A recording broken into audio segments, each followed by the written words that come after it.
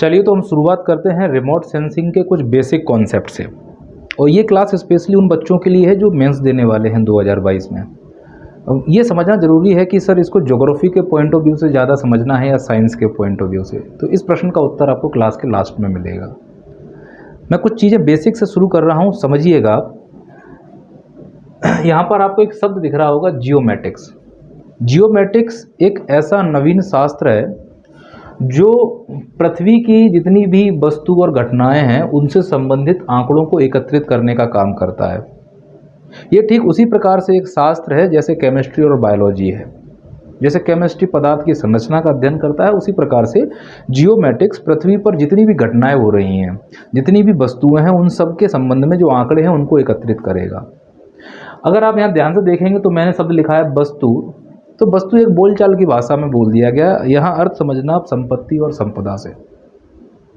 तो जब यहाँ संपत्ति और संपदा से अर्थ समझते हैं तो पृथ्वी पर कहाँ कहाँ खनिज मिलता है, किस प्रकार की चट्टान में खनिज मिलता है। मध्य प्रदेश का जो मलाज खंड है वो क्लोज पेट धारवाड़ की चट्टान में मिल रहा है। इसकी जानकारी भी एकत्रित करने के लिए एक साइंस बना होगा, एक विज्ञान बना होगा। बस उसी संबंधी जो आंकड़े एकत्रित किए जाते हैं उसी विज्ञान को हम जियोमेट्रिक्स के अंतर्गत शामिल करेंगे। कहाँ पर चक्रवात की दशाएं बन रही हैं, कहाँ अवदाब का क्षेत्र बन रहा है, कहाँ पर भूकंप आया हुआ है, किस प्रकार का इंटेंसिटी का भूकंप आ रहा है, उनके आंकड़ों को भी एकत्रित करने का काम जियोमेट्रिक्स के अंतर्गत किया जाता है। तो जियोमेट्रिक्स कुल मिलाकर एक ऐसा विज्ञान जो पृथ्वी पर समस्त वस्तु और घटनाओं के संबंध में आंकड़ों को एकत्रित करे। आंकड़ों को एकत्रित करने के दो तरीके होते हैं, या तो किसी हम वस्तु घटना के समीप जाकर प्रत्यक्ष रूप से आंकड़ों को एकत्रित कर लें, और या फिर हम दूर से ही उन आंकड़ों को अपने पास बुला लें बिना टच किए हुए। तो इसकी कई सारी ऐसी शाखाएं हैं जो दोनों प्रकार से काम करता है। तो यदि जियोमेट्रिक्स की शाखाओं में देखूंगा तो एक शाखा आएगी कार्टोग्राफी। कार्टोग्राफी एक प्रकार के कच्चा मैप होता है और इस कार्टोग्राफी में किसी विशेष क्षेत्र की जानकारी एकत्रित की जाती है। ऐसे ही मैपिंग भी जियोमेट्रिक्स का एक पार्ट है। लेकिन एमपीपीएससी ने हमसे ये कहा है कि आप रिमोट सेंसिंग पढ़कर आइए, जीआईएस पढ़कर आइए और जीपीएस पढ़कर आइए। तो रिमोट सेंसिंग, जीआईएस, जीपीएस वास्तव में जियोमेट्रिक्स के ही एक शाखाएं हैं। उसने पूरा जियोमेट्रिक्स पढ़ने के लिए नहीं कहा है, उसने हमसे कुछ विशेष चीज़ें पढ़ने के लिए कहा है, जिसमें रिमोट सेंसिंग तो पूरी तरह से और जीपीएस पूरी तरह से ऐसे हैं जो प्रत्यक्ष रूप से किसी वस्तु और घटना के समीप नहीं जाते हैं, दूर से ही उससे संबंध में जानकारी को एकत्रित कर लेते हैं। लेकिन जीआईएस थोड़ा सा अलग है इस चीज़ से। तो कुल मिला के आप ये समझिए कि जीआईएस, जीपीएस और रिमोट सेंसिंग पृथ्वी की जितनी भी वस्तु और घटनाएं हैं उनसे संबंधित जानकारी को एकत्रित करेगा, उनके आंकड़ों को एकत्रित करेगा, उनको विश्लेषित करेगा और फिर वो आंकड़ों को प्रयोग करने के लिए अगले किसी भी शास्त्र को वो सौंप देगा कि भाई आप इसका प्रयोग कर सकते हैं। तो मैं बेसिक जो क्लास लेने वाला हूँ, जो छोटी सी क्लास होने वाली है, मैं थोड़ा सा आपको समझाऊंगा रिमोट सेंसिंग के बारे में, जिससे आप मेंस में थोड़ी सी अपनी भूमिका बना पाएँ। और ये जो रिमोट सेंसिंग की क्लास है, यह एप्लीकेशन पे पूरे लेक्चर अपलोड कर दिए गए हैं। आप वहाँ पर जाकर उन लेक्चर को देख सकते हैं और संपर्क कर सकते हैं वेदांत की टीम से, तो आपको लेक्चर अवेलेबल हो जाएंगे। कैसे अवेलेबल होंगे वो प्रोसेस समझा देंगे आपको। अब ये रिमोट सेंसिंग को समझिएगा थोड़ा सा। रिमोट सेंसिंग का संधि विच्छेद करके देखोगे तो रिमोट का मतलब होता है फार अवे, दूर, और सेंस का मतलब होता है महसूस कर लेना, जानकारी ले लेना। जैसा कि मैं समझा रहा था कि रिमोट सेंसिंग का काम ही है आंकड़ों को एकत्रित करना। अब जो ये जानकारी प्राप्त हो रही है, इस जानकारी को प्राप्त करने के लिए रिमोट सेंसिंग के पास तीन चीजें होना बहुत आवश्यक है। पहला, सिग्नल नहीं होगा तो रिमोट सेंसिंग डाटा को इकट्ठा नहीं कर पाएगा। दूसरा सेंसर और तीसरा सेंसिंग। मैं गांव की भाषा में समझाऊं तो आप ज़्यादा समझेंगे। सिग्नल का मतलब ये होता है कि जो विद्युत चुंबकीय विकिरण होते हैं, जो सूर्य से आ रही होती हैं या फिर पदार्थ से निकल रही होती हैं, कोई भी पदार्थ दुनिया का जिसका तापमान -273 डिग्री सेल्सियस से ज़्यादा है, वो सभी के सभी विद्युत चुंबकीय विकिरण का उत्सर्जन करेंगे। विद्युत चुंबकीय विकिरण जो होते हैं वो निर्वात में गमन कर सकते हैं, प्रकाश की गति से गमन करते हैं और वह लॉन्ग वेव और शॉर्ट वेव रेडिएशन में डिवाइड होते हैं। तो जब भी मैं बोलूँगा सिग्नल, तो आप ये समझना कि विद्युत चुंबकीय स्पेक्ट्रम में विद्युत चुंबकीय विकिरण की बात की जा रही है। तो भाई सिग्नल आ रहा है और उस सिग्नल को एक्सेप्ट करने के लिए एक सेंसर का होना जरूरी है। तो एक तो सिग्नल होना चाहिए किसी भी वस्तु की जानकारी लेने के लिए, और फिर एक सेंसर होना चाहिए। मैं आगे बात करूंगा इसके बारे में। तीसरा है सेंसिंग। सेंसिंग क्या है? कि जो सिग्नल सेंसर ने पकड़ा है तो वह उस सिग्नल का डेटा जो लेकर आया है सिग्नल, उसको इंटरप्रिएट करेगा, या तो ग्राफ बनाएगा या चित्र बनाएगा या कार्टोग्राफ बनाएगा या मैपिंग करेगा। तो जो सिग्नल आया है उस सिग्नल के डेटा को तोड़कर नए रूप में प्रस्तुत करना ही सेंसिंग कहलाता है। आप इसे एक डायग्राम और एक ग्राफ से और एक उदाहरण से समझ सकते हैं कि मान कर चलना यहाँ पर मैंने सूरज बनाया हुआ है और सूरज ऊर्जा का स्रोत है, मैं ये यहाँ पर दर्शाने की कोशिश कर रहा हूँ। और सूरज में नाभिकीय संलयन हो रहा है, उसके केंद्र में हाइड्रोजन मिलकर हीलियम बना रहे हैं। और हमें ये मालूम है कि जहाँ पर नाभिकीय संलयन और विखंडन होता है, जब कोई पदार्थ दूसरी पदार्थ की अवस्था में बदलता है तो उससे निकलने वाली ऊर्जा की आवृत्ति बहुत ज़्यादा होती है, भेदन क्षमता बहुत ज़्यादा होती है, फ्रिक्वेंसी बहुत ज़्यादा होती है। तो जो सूरज से जो ऊर्जा निकल रही है वह ऊर्जा निकलती है शॉर्ट वेव रेडिएशन से, और इसी शॉर्ट वेव रेडिएशन को इंसोलेशन कहा जाता है। तो जो इंसोलेशन पृथ्वी पर आता है सूर्य से, उस इंसोलेशन की आवृत्ति में क्रमशः ह्रास होता जाता है, और इसी ह्रास को एक स्पेक्ट्रम के द्वारा दर्शाते हैं, जिसे विद्युत चुम्बकीय स्पेक्ट्रम कहते हैं। तो अगर मैं सूर्य के पास जाता हूं तो एक मिलती है कॉस्मिक विद्युत चुम्बकीय विकिरण या कॉस्मिक रेज।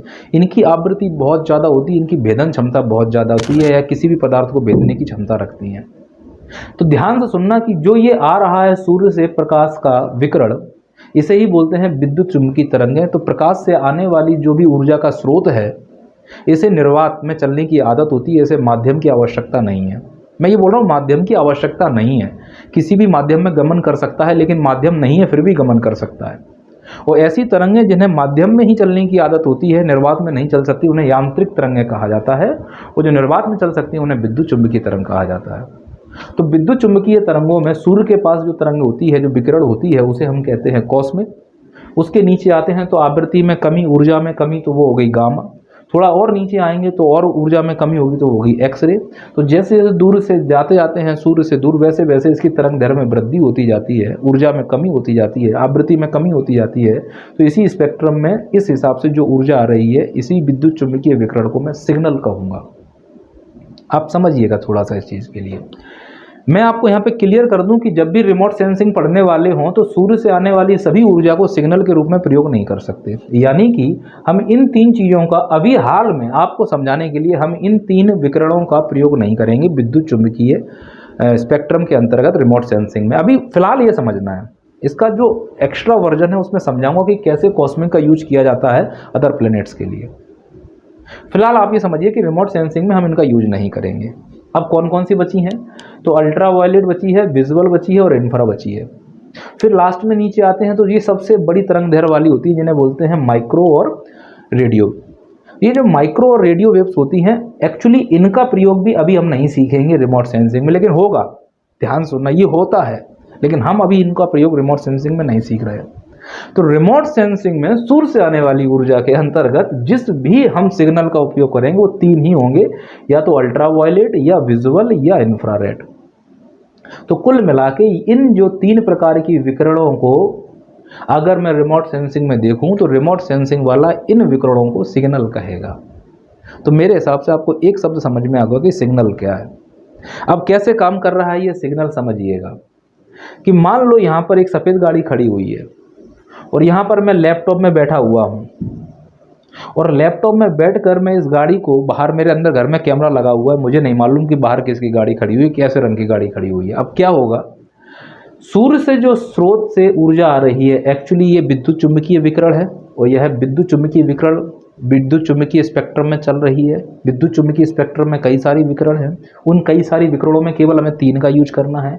या तो मैं अल्ट्रा वायलेट का यूज करूंगा, या मैं विजुअल यानी दृश्य प्रकाश का यूज करूंगा, और या फिर मैं इंफ्रा यानी अवरक्त किरणों का यूज करूंगा। मुझे तीन ही सिग्नल के प्रयोग करने हैं, जो मैं अलग अलग समय अलग अलग वस्तु पे अलग अलग तरीके से करूंगा। आप उदाहरण के लिए समझिए कि जैसे ही ये यहाँ पर टकराया तो मैंने क्या किया, अल्ट्रा वायलेट का मैं यूज नहीं करना चाहता हूँ और मैं इंफ्रा का भी यूज नहीं करना चाहता हूँ। अब मेरे पास बचा हुआ है केवल दृश्य प्रकाश, और दृश्य प्रकाश में आप लोगों ने सीखा होगा विवग्योर।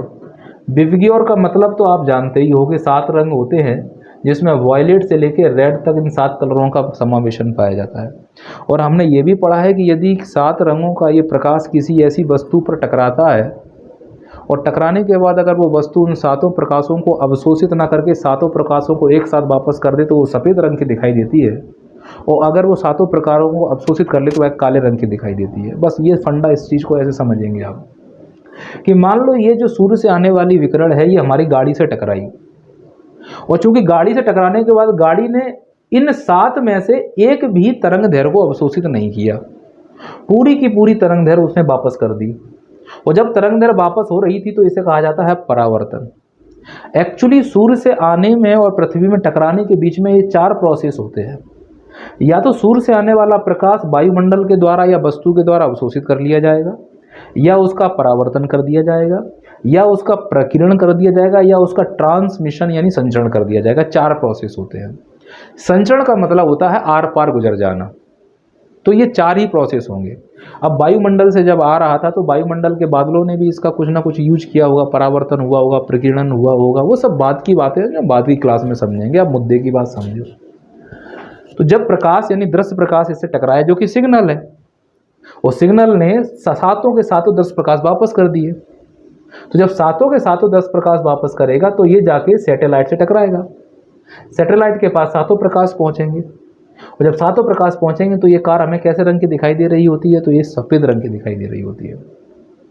लेकिन जब ये सिग्नल से वापस गया, ये जो जा रहा है परावर्तन होकर, आप मुद्दे की बात समझिएगा, ये जो परावर्तन होकर जा रहा है यही विद्युत चुंबकीय तरंग विकिरण यानी कि सिग्नल कहलाएगी। और इस सिग्नल को जिस सैटेलाइट ने स्वीकार कर लिया है वो सैटेलाइट के अंदर होंगे सेंसर। तो एक हो गया सिग्नल, दूसरा हो गया सेंसर। अब ये सेंसर यहाँ से डेटा लेकर गया, सेंसर को दिया। सेंसर क्या करेगा कि इस डेटा को या तो किसी ग्राफ में प्रदर्शित करेगा, या किसी चित्र में प्रदर्शित करेगा, या किसी कार्टोग्राफ में प्रदर्शित करेगा, या मैप में प्रदर्शित करेगा।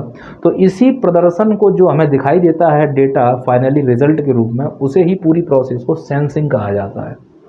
तो रिमोट सेंसिंग में एक्चुअली तीन काम होते हैं। एक होता है सेंसिंग, एक होता है सेंसर, और एक होता है सिग्नल। मेरे को ऐसा लग रहा है कि ये बात आप समझ पाए होंगे। ये जो सूर्य से लेकर टकराने से लेकर परावर्तन तक और ये जो लैपटॉप तक पहुंच रहा है पूरा डेटा, इस पूरी प्रोसेस को कहते हैं रिमोट सेंसिंग की अवस्थाएं, जो हम बाद में समझेंगे। और इन अवस्थाओं संबंधी जितने भी ये प्रक्रम हो रहे हैं इन्हें कहते हैं रिमोट सेंसिंग के सिद्धांत, जिसमें किरचॉफ का सिद्धांत, बीन का विस्थापन सिद्धांत, बोल्ट्जमैन का सिद्धांत, डॉपलर का सिद्धांत, फेरी का सिद्धांत, ये सब सिद्धांत हमें रिमोट सेंसिंग के सिद्धांत में पढ़ना है। तो मेरे को ऐसा लग रहा है कि आप लोग ये मेरी बात को समझ पा रहे हैं, क्योंकि आप मुझे देख रहे हैं, इसका मतलब है कि आपके आँख सेंसर हैं। लैपटॉप से जो रोशनी आ रही है वो सिग्नल है। पर अगर तुम गधे हो, मुझे समझ नहीं पा रहे हो, तो सेंसर और सिग्नल तो है तुम्हारे पास, सेंसिंग नहीं है। सेंसिंग का मतलब दिए गए डेटा को तुम अपडेट नहीं कर पा रहे हो, एनालाइज नहीं कर पा रहे हो, समझ नहीं पा रहे हो कि ये क्या डेटा आया है मेरे पास, है ना। तो तुम समझना कि तुम गधे हो। रिमोट सेंसिंग में जो सेंसिंग काम नहीं करती उन्हें हम गधे कहते हैं। आगे चलते हैं। इनिशियल एलिमेंट के बारे में समझिएगा थोड़ा सा। इनिशियल एलिमेंट में जब हम आते हैं तो इनिशियल एलिमेंट में क्या क्या आएगा उस चीज़ को थोड़ा समझने की ज़रूरत है हमें। तीन इनिशियल एलिमेंट होते हैं किसी भी रिमोट सेंसिंग के। कौन कौन सा होता है? Signal, sensor, sensing. अब पहले हम बात करते हैं सिग्नल की। तो मैंने बताया है कि जब भी शब्द बोलूँगा सिग्नल तो तुम समझना विद्युत चुंबकीय विकिरण। विद्युत चुंबकीय विकिरण क्या होती हैं? ऐसी विकिरण जो प्रकाश की गति से गमन करती हो, निर्वात में गमन करती हो, प्रकाश की गति से गमन करती हो, निर्वात में गमन करती हो, विद्युत चुंबकीय स्पेक्ट्रम का भाग हो, और जो विद्युत क्षेत्र और चुंबकीय क्षेत्र को दर्शाती हो, उन्हें ही विद्युत चुंबकीय विकिरण कहा जाता है। और समस्त विद्युत चुंबकीय विकिरण को ही मैं सिग्नल कहूँगा। अब इस सिग्नल के दो प्रकार होते हैं, एक होता है ऑप्टिकल सिग्नल और एक होता है थर्मल सिग्नल। जब भी मैं बोलूँगा ऑप्टिकल सिग्नल तो उसका अर्थ समझिएगा। ये एक वस्तु है, ये सूर्य से आने वाला विकिरण है। जब कोई विकिरण वस्तु से टकराए और टकरा के परावर्तित होकर किसी सेंसर के पास जाए, तो जब परावर्तन होता है ऐसे सिग्नल को ऑप्टिकल सिग्नल कहा जाएगा। लेकिन जरा सोचिएगा कि मेरे पास एक हीटर है और हीटर की स्प्रिंग सफ़ेद रंग की है। जब तक हीटर चालू नहीं कर रहा हूँ, जो घरों में होता है खाना बनाने वाला, जब तक हीटर चालू नहीं कर रहा हूँ तब तक हीटर का स्प्रिंग तुम्हें सफ़ेद रंग का दिखाई देगा। तो जो हीटर सफ़ेद रंग का दिखाई दे रहा है एक्चुअली वो परावर्तन के कारण है, और वो तुम्हें सफ़ेद रंग का दिन के समय दिखाई दे रहा होगा। अगर रात कर दूं तो रात में तुम्हें हीटर ही नहीं दिखाई देगा, उसके लिए लाइट जलानी पड़ेगी। लाइट जलेगी तो बल्ब जलेगा, बल्ब जलेगी तो ऊर्जा, उस प्रकाश आएगा, प्रकाश हीटर से टकरा के परावर्तित होकर तुम्हारी आंखों में आएगा, तो तुमको फिर से वो स्प्रिंग सफ़ेद दिखाई देगी। इससे ये समझ में आता है कि ऐसा कोई भी सिग्नल जो परावर्तित होकर आता है उसे हम ऑप्टिकल सिग्नल कहेंगे।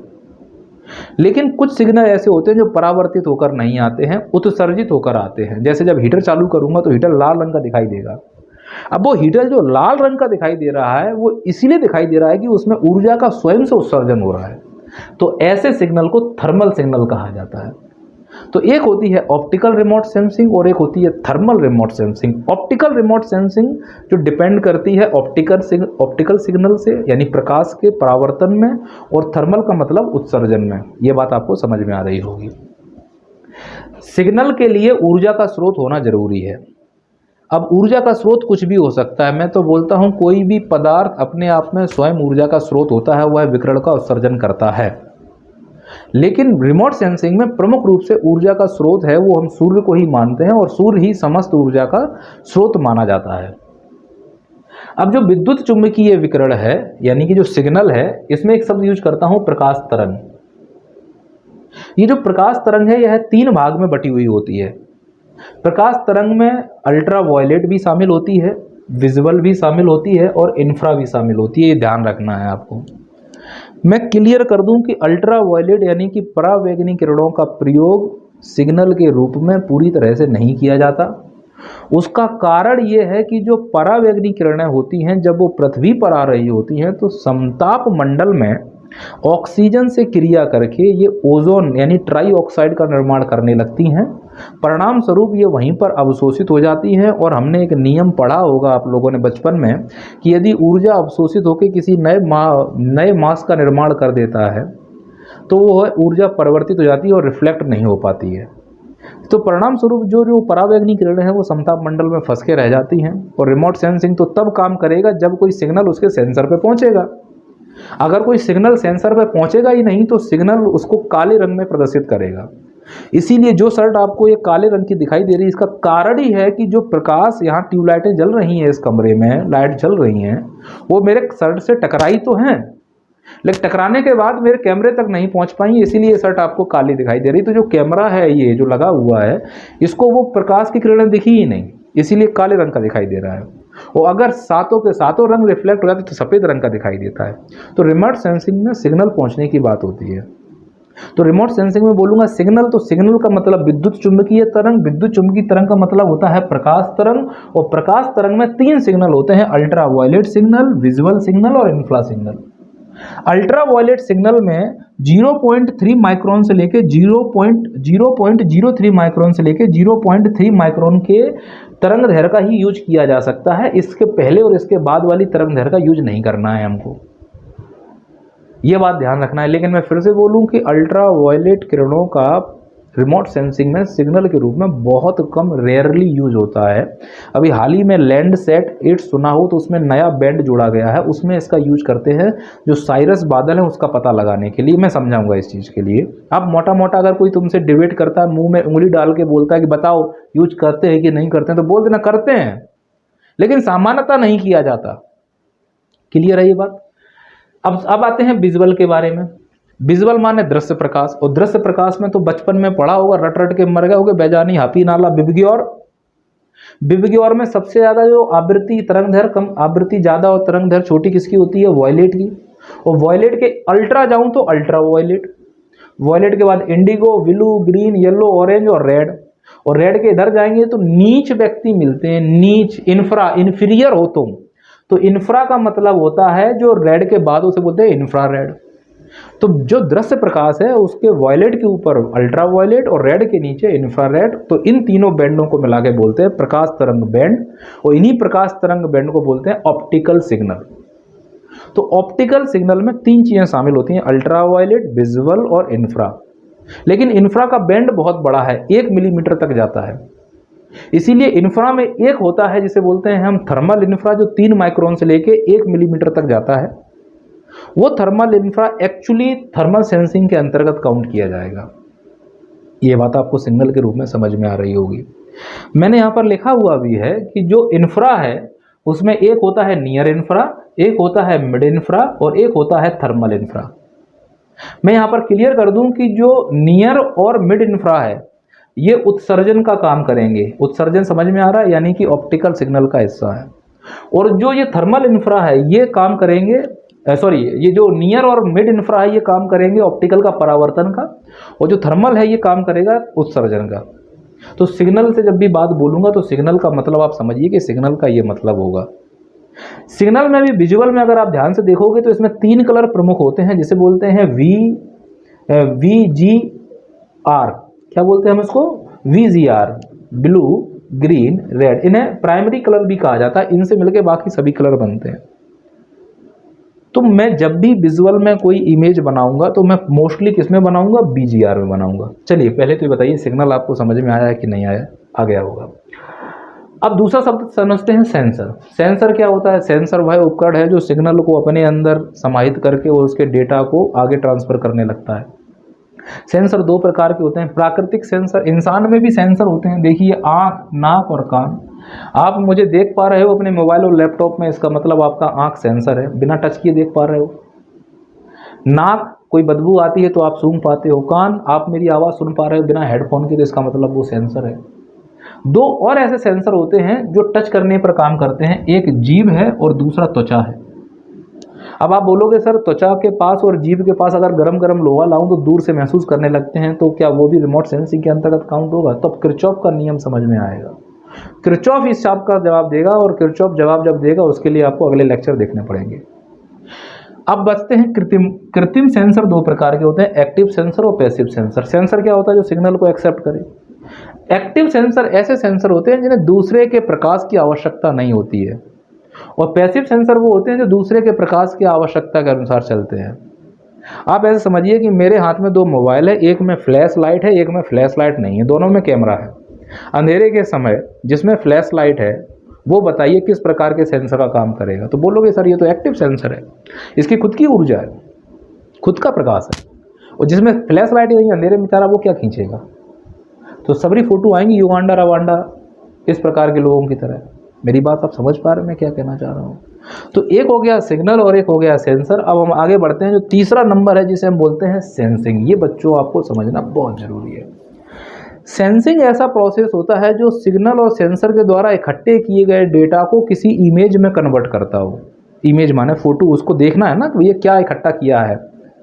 भैया आप मुझे देख पा रहे हो तो ये क्या है? मैं आपको साक्षात दिख रहा हूँ कि नहीं दिख रहा हूँ? तो जो मैं साक्षात देख रहा हूँ ये पूरा प्रोसेस हुआ ना सॉफ्टवेयर के अंतर्गत। पहले मैं देखा, कैमरे में गया, फिर मेरा मुंह बनाया गया, फलाना ढिकाना, ये पूरा प्रोसेस सेंसिंग कहलाएगा। तो सेंसिंग का मतलब होता है विश्लेषण कर देना जो डाटा आया है, और जब वो विश्लेषण करेगा तो किसी ना किसी चित्र के फॉर्म में करेगा, डायग्राम के फॉर्म में करेगा, ग्राफ के फॉर्म में करेगा। और ये जो चित्र बनता है ये 2 प्रकार का बनता है। एक बनता है फॉल्स कलर कंपोजिशन और एक बनता है नेचुरल कलर कंपोजिशन। फॉल्स और नेचुरल कलर कंपोजिशन कैसे समझिएगा? मेरे पास 2 फोटो है, एक फोटो है रंगीन और एक फोटो है जो मेरा नेगेटिव है। नेगेटिव बचपन में चलते हो, आपने सुने हो फोटो बनाने के लिए। तो नेगेटिव में मैं काला और सफ़ेद ही दिखाई दूंगा, बाल आल पता नहीं कैसे दिखाई दे रहा हूँ। तो नेगेटिव में पहचान के आप किसी व्यक्ति को नहीं पहचान सकते। तो जो वो नेगेटिव है वो एक्चुअली झूठा है। क्या व्यक्ति वैसा ही दिख रहा है बिल्कुल चितकबरा? नहीं। तो जो वास्तविक कलर शो नहीं होते हैं, दूसरे कलर शो हों किसी इमेज में, तो उसे बोलते हैं फॉल्स कलर कंपोजिशन। मतलब हरी चीज तुम्हें लाल दिखाई दे फोटो में, समझ रहे, फॉल्स कलर कंपोजिशन है। अब देखो मेरी शर्ट काली है तो तुमको काली ही दिख रही होगी, तो इसका मतलब है जो भी आपको इमेज दिख रही है वो है नेचुरल कलर कंपोजिशन। तो फॉल्स कलर कंपोजिशन का मतलब जैसा है वैसा नहीं दिख रहा है, दूसरे रंग में दिख रहा है। और नेचुरल कलर कंपोजिशन का मतलब जैसा है वैसी कलर में दिखाई दे रहा है। अब तुम लोग समझ रहे हो कि नहीं मैं समझ रहा हूं? कमेंट करके बताओ थोड़ा सा, क्योंकि डर लगता है तुम लोगों को पढ़ाने में ऑनलाइन, है ना। मानसिकता खराब हो चुकी है फैक्टर अटरट के, तुम लोगों की पागल हो जाओगे एक दिन। चलो इतनी छोटी ऊंची, अरे ये भी तो मेंस के बाद इंटरव्यू होता है, ऑलवेज दिमाग में रखो इंटरव्यू देना है, मर जाओगे तुम लोग। इधर देखो, अब ये जो डेटा है ये डेटा किस आधार पर इकट्ठा होता है? तो तुमने कहा कि सर सिग्नल के आधार पर। और सिग्नल क्या होती है? विकिरण होती है। और विकिरण किस फॉर्म में हम माप रहे होते हैं? तरंग दैर्घ्य। और तुमको मालूम है कि जो आवृत्ति है वो हर्ट्ज में मापते हैं और जो तरंग दैर्घ्य है वो हम मीटर में मापते हैं, लैम्डा में मापते हैं। तो मीटर या फेक्टोमीटर में, माइक्रोमीटर, नैनोमीटर, किलोमीटर, इस प्रकार से। अब ये समझने की कोशिश कीजिएगा आप कि जो तरंग दैर्घ्य है उसमें जो स्पेक्ट्रल काम करता है, एक होता है ब्रॉड स्पेक्ट्रल। ब्रॉड स्पेक्ट्रल का मतलब समझना, ऐसी इमेज, ऐसा सेंसर स्पेक्ट्रल, ये सेंसर के टाइप हैं इसमें ऐसे सेंसर लगे हुए हैं जो दृश्य प्रकाश के सातों कलरों को या तो पूरी तरह से अवशोषित कर लेगा या पूरी तरह से परावर्तित कर देगा। अगर पूरी तरह से अवशोषित करेगा तो जहां भी सिग्नल नहीं पहुंचेगा वो एरिया धप्पा काला हो जाएगा, और पूरी तरह से रिफ्लेक्ट करेगा तो वो एरिया जो हो जाएगा कैसा हो जाएगा? सफ़ेद हो जाएगा। अब आप एक्सरे को देखिए, हड्डी का एक्सरे आता है, उसमें हड्डी दिख रही होती है, तो हड्डी सफ़ेद दिख रही है क्योंकि हड्डी से वो टकराई और वापस आ गई, और जो आसपास हमारा मांस था उससे टकरा के या तो एब्जॉर्ब हो गई है या फिर ट्रांसमिट हो गई है, तो लौट के ही नहीं आई। तो जो लौट के नहीं आई तो सिग्नल उस एरिया कैसा कर देगा? काला, और जो लौट के आई उसे कैसा कर देगा? सफ़ेद। तो ऐसी इमेज जो काली और सफ़ेद, ब्लैक एंड व्हाइट बनती है, वो बनती है ब्रॉड बैंड स्पेक्ट्रल में, और उसे कहा जाता है पेनक्रोमैटिक इमेज। अब मैं बोलूंगा कि पेनक्रोमैटिक इमेज बन रहा है तो आप समझ जाइए कि ब्लैक और व्हाइट में ही इमेज बन रहा है। और आपने देखा भी होगा कई सारे पेनक्रोमैटिक इमेज बनाए जाते हैं। तो पेनक्रोमैटिक इमेज केवल एक आइडेंटिफिकेशन और डिटेक्शन के लेवल पर ही होता है कि हाँ ये यहाँ पर है और ये यहाँ पर नहीं है, हड्डी यहाँ पर टूटी है, यहाँ पर नहीं टूटी है, बस इतना काम होता है पेनक्रोमैटिक इमेज का। स्टार्टिंग में रिमोट सेंसिंग जब शुरू हुआ तो जैसे ब्लैक एंड व्हाइट कैमरे चले थे, ऐसे ही पेनक्रोमैटिक से शुरू हुआ। आज तो देखो तुम जेब में मोबाइल लेके घूम रहे होगे, रंगीन कैमरा लेके घूम रहे हो, है ना, इतने मेगा पिक्सल उतने मेगा पिक्सल। फिर दूसरा आता है मल्टी स्पेक्ट्रल। क्या होता है मल्टी स्पेक्ट्रल? सैटेलाइट्स क्या होती है? ऐसी सैटेलाइट जो कम से कम 3 रंगों को इमेज में प्रदर्शित कर सकती हो। वो 3 बेसिक रंग कौन से होते हैं? BGR। तो कभी आपने देखा हो रिमोट सेंसिंग में 3 इमेज बनती हैं, तो ब्लू बनती है, ग्रीन बनती है, रेड बनती है। तो ऐसी इमेज जो ब्लू, ग्रीन और रेड 3 कलरों से मिलकर बनी हो उसे हम BGR इमेज कहते हैं, और ऐसे बैंड को या ऐसी सैटेलाइट को मल्टी स्पेक्ट्रल सैटेलाइट कहते हैं। इसमें कम से कम इमेज में 3 कलर होंगे ही होंगे, और 3 कलर होने का मतलब है कितनी तरंग दैर्घ्य होंगी? उसमें 3 तरंग दैर्घ्य होंगी। ये बात समझ में आ रही है? जितनी ज़्यादा तरंग दैर्घ्य प्रकाश के अंतर्गत, यहाँ से लेके यहाँ तक प्रकाश के बैंड में, उतने ज़्यादा कलर। भाई कलर की कोई गिनती है क्या? कितने अरबों खरबों कलर हो सकते हैं मिक्सिंग होके। तो जितने ज़्यादा कलर हैं इसका मतलब उतनी ज़्यादा तरंग दैर्घ्य की, उतनी उस रेंज की तरंग दैर्घ्य उतनी ज़्यादा होंगी। फिर एक होता है हाइपर स्पेक्ट्रल, बहुत महंगा पड़ता है ये। ऐसा स्पेक्ट्रल जिसमें 3 से ज़्यादा कलर हों लेकिन 100 से कम हो। तो 3 से लेके 100 के बीच में जो बैंड पाया जाता है तरंग दैर्घ्य का, उससे जो इमेज बन के आती है उसे बोलते हैं हाइपर स्पेक्ट्रल इमेज। खतरनाक इमेज होती है, बड़ी महंगी, बार फेंफड़े बाहर आ जाएंगे हाइपर स्पेक्ट्रल बनाने में। तो जो दुनिया में अधिकतर रिमोट सेंसिंग से इमेज बनती है वो BGR बनती है। BGR फॉल्स भी हो सकती है, ट्रू भी हो सकती है ना? समझ में आ रहा है? BGR कैसी भी हो सकती है, रियल भी हो सकती है, फॉल्स भी हो सकती है। लेकिन जो ये वाली इमेज है जिसे हाइपर स्पेक्ट्रल कहते हैं, ये 3 से लेकर 100 बैंड इमेज के अंतर्गत बनेगी। और फिर आती है अल्ट्रा स्पेक्ट्रल इमेज, बहुत कम, रेयर है ही नहीं है। इसमें क्या होता है 100 से लेके 1000 तरंग दैर्घ्य के कलरों का समावेशन होता है। तो इसका मतलब ये जो है BGR, अगर ब्लू कलर है तो दिखाएगा, लेकिन अगर पीला कलर है तो गायब कर देगा, क्योंकि इसके पास 3 ही कलर कंपोजिशन है, BGR बस। तो ये इसे बोलते हैं डिस्क्रीटेड, भ्रंशित, टूटा हुआ इमेज। 3 ही कलर में कैसे बताऊंगा, लेकिन ये कंटिन्यूअस इमेज कहा जाता है। किसी भी कलर को छोड़ेंगे नहीं, सब कलर को प्रस्तुत करेंगे। तो जो अल्ट्रा स्पेक्ट्रल से सेंसिंग से बनेगा इमेज, सोचो कितना शानदार और कितना ऑथेंटिक डेटा होगा। तो ये रिमोट सेंसिंग के प्राइमरी एलिमेंट्स हैं। देखिए बेटा, रिमोट सेंसिंग की मूलभूत सिद्धांत अलग चीज़ है, उसकी अवस्थाएं अलग चीज़ हैं, उसके आवश्यक तत्व अलग चीज़ है। समझ में आ रहा है? तो 3 अलग अलग चीज़ें हैं। MPPSC में केवल सिद्धांतों की बात की गई, तो सिद्धांत क्या है वो तो आप एप्लीकेशन पर जाके पढ़ो, सब मैं यूट्यूब पर थोड़ा पढ़ा दूंगा यार। इधर आ जाओ, अब मैं तुमको एक इमेज बना के बताता हूँ कि ये वो इमेज कैसे बनेगा, और ये इमेज मैं ग्राफ में पढ़ाऊंगा। तो मैंने कहा यहाँ पे ये म्यू बना दिया मैंने, आवृत्ति को मैंने हर्ट्ज से दिखाया है और लैम्डा को मीटर से दिखा रहा हूँ मैं, मीटर और फैक्टोमीटर में हो सकता है ये। तो इस वाले रेंज में आ रहा हूँ, ये है तुम्हारा तरंग दैर्ध्य और ये वाला परावर्तकता रिफ्लेक्टेंस को शो कर रहा है परसेंटेज में। और मुझे एक पेड़ के बारे में जानकारी लेनी है, तो पेड़ के बारे में जानकारी लेने के लिए इमेज बनाना है, तो मेरे पास दो तरीके हैं, या तो मैं बीजीआर का इमेज बना लूँ और या फिर मैं पेनक्रोमेटिक इमेज बना लूँ। पेनक्रोमेटिक इमेज क्या होगा, ब्लैक एंड व्हाइट इमेज होगा, कैसे मैं पता पढ़ाऊँ। तो तुमने डिसाइड किया कि सर एक काम करते हैं कि ये बीजीआर में इमेज बना के देखते हैं, मतलब मल्टी स्पेक्ट्रल में इमेज बना के देखते हैं, कम से कम 3 कलर तो दिखाई देंगे। बिल्कुल होगा, सुनो ध्यान से। सबसे पहले ये देखो कि इमेज बनाते समय 3 बैंड हमें यूज करने हैं। कौन कौन से यूज करने हैं, विजुअल का यूज करेंगे, नियर इंफ्रा का यूज करेंगे और मिड इंफ्रा का यूज करेंगे। कहने का अर्थ ये हुआ बच्चों, जब वनस्पतियों का मुझे जानकारी प्राप्त करना हो तो मुझे 3 सिग्नल चाहिए होते हैं, पहला विजुअल, दूसरा नियर इंफ्रा, तीसरा मिड इंफ्रा। तीनों का अलग अलग काम होता है। विजुअल का मतलब ये है कि अगर विजुअल में हरा रंग ज़्यादा दिखाई देता है तो वह ये बताता है, विजुअल में अगर हरा रंग ज़्यादा दिखाई देता है तो बताता है कि पेड़ स्वस्थ है। दूसरा, नियर इंफ्रा में अगर तरंग ज़्यादा ऊंचाई तक जाती है, रिफ्लेक्टेंस ज़्यादा दिखाई देता है तो पता चलता है कि पेड़ स्वस्थ है।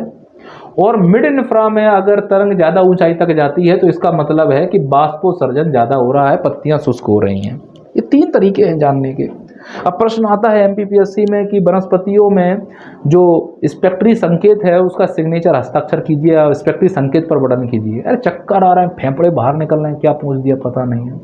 क्योंकि तुम लोग ना रॉकेट उड़ा रहे हो रिमोट सेंसिंग में, ये सैटेलाइट गई, ये सैटेलाइट घूम रही है या चक्कर लगा रही है, अरे पगला जाओगे बे। जब बोल रहा है कि रिमोट सेंसिंग के सिद्धांत तो भूगोल में पूछ रहा है तो फिर यहाँ पर आके बात करो ना। ये अंतर है रिमोट सेंसिंग, इसीलिए बोल रहा हूँ ज्योग्राफी के पॉइंट ऑफ व्यू से पढ़िए आप इसको। मृदा में कैसे परावर्तन होता है, वायु में कैसे परावर्तन हो रहा है, बर्फ में कैसे परावर्तन हो रहा है, रिमोट सेंसिंग से खनिजों को कैसे ढूंढा जा सकता है, जीपीएस से कैसे हम बस्तियों का निर्माण कर सकते हैं। इस प्रकार के प्रश्नों पर ज़्यादा फोकस करें, ना कि इस प्रकार के प्रश्नों पर कि ये रॉकेट जा रही है वो रॉकेट जा रही है। मैं ये नहीं कह रहा हूँ प्रश्न नहीं आएगा, स्वाभाविक रूप से प्रश्न आएगा, लेकिन प्रश्न रॉकेट पे नहीं आएगा, सैटेलाइट पे आएगा कि मेट सेट क्या है, लैंड सेट क्या है, सी सेट क्या है, एजू सेट क्या है, इनकी विशेषताओं में प्रश्न आएगा। हमें ऑर्बिट पढ़ना है तो थोड़ा बहुत तो पढ़ाया जाएगा, क्योंकि सैटेलाइट को सेट करने के लिए ऑर्बिट पढ़ना पड़ता है, लेकिन वो ऑर्बिट पढ़ना पड़ेगा जीपीएस में, ना कि रिमोट सेंसिंग में। समझ में आ रहा है कि नहीं आ रहा है। जीपीएस सेट करने के लिए ऑर्बिट में जाना पड़ेगा ना, तो हमें ये ध्यान रखना है इस चीज़ के लिए। चलो मैं करके दिखाता हूँ, एक इसमें एक रिफ्लेक्टेंस तुमको बताता हूँ तो अच्छा मज़ा आएगा तुम लोगों को। ऐसे समझिएगा कि 0.03 माइक्रोन से 0.07 माइक्रोन है। मुझे मालूम है आधे से ज़्यादा को ये बात समझ में नहीं आ रही है। 30 नंबर की रिमोट सेंसिंग जीपीएस जीआईएस आएगा। अब तो ऊपर पट्टियाँ भी नहीं होती, गिन लो, आरसीसी की छत होती है। समझ में आ रहा है। अगर एग्ज़ाम हॉल में मैडम की ड्यूटी नहीं हुई ना तो बोर हो जाओगे, मर जाओगे इस पेपर में। देखो इधर देखो, यहाँ पर ये जो 0.4 से 0. ये तो दिख रहा है ना। अब मैंने ये कहा कि ये पेड़ मुझे स्वस्थ दिखाना है, तो दृश्य प्रकाश में क्या होगा कि यहाँ से ऐसे मैं ऐसे बनाऊंगा और ये वाला ये देखो ऊपर गया और फिर ये नीचे आया। तो ये वाले बैंड के अंतर्गत आप देखोगे तो रिफ्लेक्टेंस ज़्यादा हो रहा है। और किस बैंड में हो रहा है? विजिबल में। तो विजिबल में कौन सी वाली तरंग दैर्ध्य ज़्यादा बूम कर रही है? तो हरे रंग की। तो इसका मतलब ये हुआ कि विजुअल में यदि हरा रंग है तो पेड़ कैसा शो होगा? स्वस्थ। यानी हरे रंग का रिफ्लेक्टेंस ज़्यादा दिख रहा है, यानी पेड़ स्वस्थ है, ये अर्थ निकल रहा है। अब आगे गया, जैसे ही आगे जाएगा तो सर नीला और हरा लाल रंग क्यों नहीं हो पा रहा है? कारण है पेड़ में क्लोरोफिल की मात्रा ज़्यादा होती है। वर्णक, क्लोरोफिल वर्णक के नीचे कैरोटीन होता है और जेंथोफिल्स होता है, एंथ्रोसाइनिन होता है। एंथ्रोसाइनिन वर्णक पेड़ की पत्तियों को लाल दिखाता है, कैरोटीन जो वर्णक होता है पेड़ की पत्तियों को पीला दिखाता है, और क्लोरोफिल वर्णक पेड़ की पत्तियों को हरा दिखाता है। और इस क्लोरोफिल के नीचे बाकी सब वर्णक होते हैं। अगर क्लोरोफिल हटता है तब दूसरे वर्णक सामने आते हैं और उसी प्रकार की तरंग दैर्ध्य हमारी आंखों पर आता है, इसलिए हमें पेड़ का पत्ता पीला या लाल रंग का दिखाई देने लगता है। लेकिन अगर पत्ता हरा है तो सिर्फ और सिर्फ हरे रंग का ज़्यादा परावर्तन होता है, बाकी लाल रंग का अवशोषण हो जाता है, क्योंकि लाल रंग में प्रकाश संश्लेषण अच्छी मात्रा में होता है, सबने पढ़ा होगा। तो इसीलिए ये जो हरे रंग का ऐसा हुआ। फिर हम आगे गए तो अब देखिए नियर इंफ्रा में अचानक से नियर इंफ्रा ऐसे गया और फिर ये वाले एरिया में ऐसे कम होकर ऐसे हो गया। इसका मतलब क्या है, देखिए नियर इंफ्रा में कितना ज़्यादा ये वाली वनस्पति यहाँ पे बूम कर रही है। तो मैं ये कह रहा हूँ कि यदि नियर इंफ्रा में तरंग दैर्घ्य अचानक से बढ़ जाए और उसका रिफ्लेक्टेंस 60% के ऊपर निकल जाए तो भी समझना कि वो पेड़ बहुत स्वस्थ है। ये इसलिए चेक किया जाता है, कभी कभी कुछ पेड़ ऐसे होते हैं जिनकी पत्तियां हरी नहीं होती हैं, बचपन से बैगनी, नारंगी, भूरे रंग की होती है। भूरा रंग क्या होता है? भूरे रंग की होती है। बैगनी रंग तो देखी होंगी पत्तियां। अब वो पत्तियां तुमने कहा सर ये तो पत्ती बैगनी रंग की, हरे रंग की नहीं, तो क्या स्वस्थ नहीं है? गलत। पत्तियों में मेसोफिलिक एक ऊतक पाया जाता है और उस ऊतक की विशेषता होती है वो इंफ्रारेड का बहुत उत्सर्जन करता है। तो यदि कोई भी वनस्पति हरे रंग को नहीं दिखा रहा है तो घबराना नहीं, हमारे पास दूसरा रास्ता है इंफ्रारेड। तो अगर कोई वनस्पति हरे रंग पर ज़्यादा अपना रिफ्लेक्शन नहीं दिखा रहा है लेकिन इंफ्रा पे जाके रिफ्लेक्शन दिखा रहा है, तो इससे यह समझना कि उस वनस्पति का जो वर्णक है वो क्लोरोफिल ना होकर कोई दूसरा है, लेकिन वो वनस्पति अंदर से स्वस्थ है क्योंकि नियर इंफ्रा की तरंग जो है वो 60% परावर्तकता को पार कर गई है। और इसका कारण है मेसोफिलिक ऊतक। मेसोफिलिक ऊतक सभी पत्तियों में अलग अलग होता है, तो परावर्तकता भी अलग अलग होती है। जो परावर्तकता होती है प्रकाश में हरे रंग की, वो उसकी कैनोपी पर डिपेंड करता है। यानी सवाना की जो घास होती है उसकी कैनोपी सबसे ज़्यादा होगी तो उसकी परावर्तकता भी सबसे ज़्यादा होगी। फिर मैपल ट्री की जो परावर्तकता है, फिर कैनी फॉरेस्ट ट्री की परावर्तकता है। तो इस प्रकार से इनका डिफ्रेंसिएशन भी किया जा सकता है। पूछ सकता है कि विश्व से ध्रुवों की ओर जानने में परावर्तक संकेत को समझाइए। तुम्हें खुद संकेत समझ में नहीं आ रहा, तुम भी क्या समझाओ किसी को संकेत, है ना। इसीलिए ट्रेंड समझो इस चीज़ को। क्यों उसने भूगोल में डाला है रिमोट सेंसिंग? भांग पी के सिलेबस बनाया है, मैं ये स्वीकार करता हूँ, लेकिन इतनी घटिया भांग नहीं पी होगी कि उन्होंने रिमोट सेंसिंग को ज्योग्राफी में डाला है, तो कुछ सोच के ही डाला होगा। तो सर ये वाला हमें क्या दर्शाता है? ये तो क्लियर हो गया कि सर इससे हरा रंग शो हो जाएगा तो स्वस्थ है, और इससे अगर परावर्तन है तो भी स्वस्थ है। सर इससे क्या है? इससे दर्शाता है कि वनस्पति के अंदर कितनी आर्द्रता है। अगर पत्तियां सूखी हैं तो ये वाला रिफ्लेक्टेंस ज़्यादा दिखाई देगा, और पत्तियां गीली हैं, आर्द्रता वाष्पोत्सर्जन मतलब पानी का भार ज़्यादा है उसमें, तो रिफ्लेक्टेंस कम होगा। तो कभी कभी ये होता है कि कोई पेड़ स्वस्थ तो है लेकिन ये वाला भी रिफ्लेक्टेंस अगर ज़्यादा होता है तो इसका मतलब उसमें पानी की कमी हो रही है, ज़्यादा दिन तक स्वस्थ नहीं रहेगा। समझ में आ रहा है कि नहीं आ रहा है? तो 3 चीज़ें होती हैं जो सिग्नल के रूप में, इस प्रकार से हम रिमोट सेंसिंग से संबंधित वनों की जानकारी प्राप्त कर लेते हैं कि भाई कैसे रिफ्लेक्टेंस हो रहा है। अब जो इंफ्रा है, इनसे जो इमेज बनेगा ये फॉल्स कलर बनेगा, और इससे जो बनेगा वो ट्रू कलर बनेगा, नेचुरल कलर कंपोजिशन बनेगा। समझ में आया? थोड़ा बहुत नहीं समझ में आया तो एक बार फिर से रिपीट कर देता हूँ। प्रकाश विजुअल में, स्पेक्ट्रम में क्या देखते हैं हम लोग? दृश्य प्रकाश होगा, इसमें नेचुरल कलर कंपोजिशन का इमेज बनता है, हरा रंग है तो स्वस्थ है। मिड इंफ्रा में अगर रेडिएशन ऊपर जा रहा है तो वनस्पति स्वस्थ है। अगर नियर इंफ्रा में मिड इंफ्रा में ऊपर जा रहा है तो वनस्पति सूख रही है, नीचे जा रहा है तो वनस्पति हरी है, ये समझना। ऐसे ही मृदा में होता है, मृदा गीली है तो मिड इंफ्रा ज़्यादा दिखाई देगा, कम दिखाई देगा, और मिड इंफ्रा सूखी है, मतलब मृदा सूखी है तो मिड इंफ्रा ज़्यादा दिखाई देगा। सीधी सी बात है, जलवाष्प कम है, सूखापन है तो मिड इंफ्रा में हाई रेंज होता है, गीला है तो मिड इंफ्रा में कम रेंज होता है। ये बात आपको ध्यान रखना है। बीजीआर इमेज कैसे समझना होता है बीजीआर इमेज के बारे में? तो बीजीआर इमेज 2 प्रकार से, एक दृश्य प्रकाश बनेगा और एक इंफ्रा बनेगा। बीजीआर में 3 ही कलर होंगे, दृश्य प्रकाश में होगा नेचुरल होगा, यानी हरा पेड़ है तो हरा दिखाई देगा, लेकिन इंफ्रा में जो फॉल्स है तो हरा लाल भी दिखाई दे सकता है, नीला भी दिखाई दे सकता है, किसी भी फॉर्म में दिखाई दे सकता है, इसका कोई वो निश्चित पैटर्न नहीं है।